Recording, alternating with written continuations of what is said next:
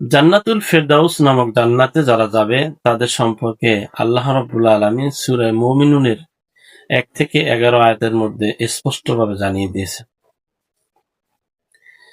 আউযু বিল্লাহি মিনাশ শাইতানির রাজীম।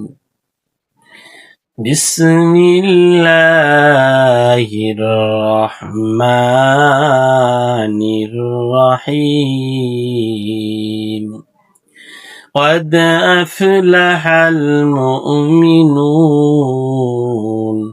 الذين هم في صلاتهم خاشعون والذين هم عن اللغو معرضون والذين هم للزكاة فاعلون والذين هم لفروجهم حافظون إلا على أزواجهم أو ما ملكت أيمانهم فإنهم غير ملومين فمن ابتغى وراء ذلك فأولئك هم العادون الذين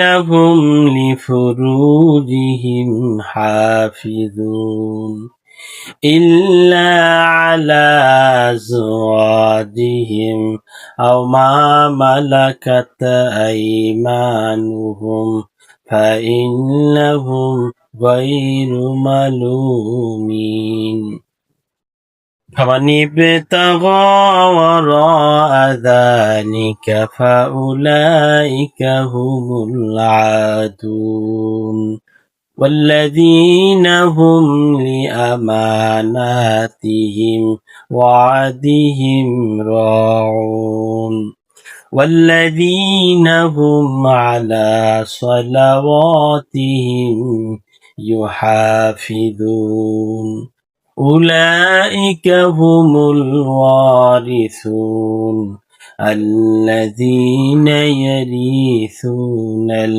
الفردوس هم فيها خالدون بل الله أكبر আল্লাহ রাব্বুল আলামিন এই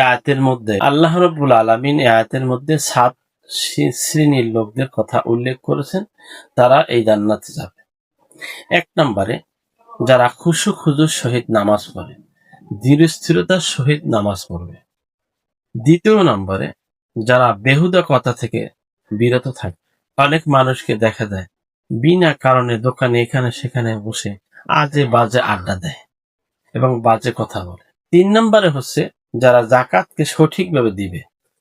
আজকে বাংলাদেশে যাকাত দেওয়া এটা জরিমানা মনে করে ম্যাক্সিমাম আলেম সমাজরাও, সাধারণ লোকের কথা বাদ দিলাম, এরা নিজেরাও যাকাত দিচ্ছে না এবং যাকাত দেওয়ার জন্য উদ্বুদ্ধ করে না।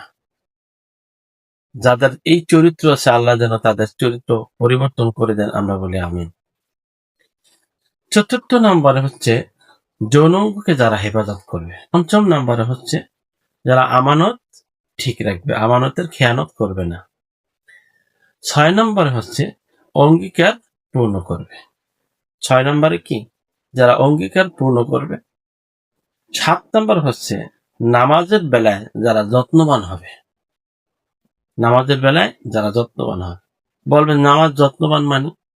নামাজ পড়লো অথচ বাইরে বের হওয়ার পরে জালেমের পক্ষে অবস্থান নিল, নামাজ পড়লো সুদ খাইলো, নামাজ পড়লো ঘুষ খাইলো, নামাজ পড়লো জেনা করলো, নামাজ পড়লো ব্যভিচারী করলো, নামাজ পড়লো ইসলাম বিদ্বেষীদের পক্ষ নিল।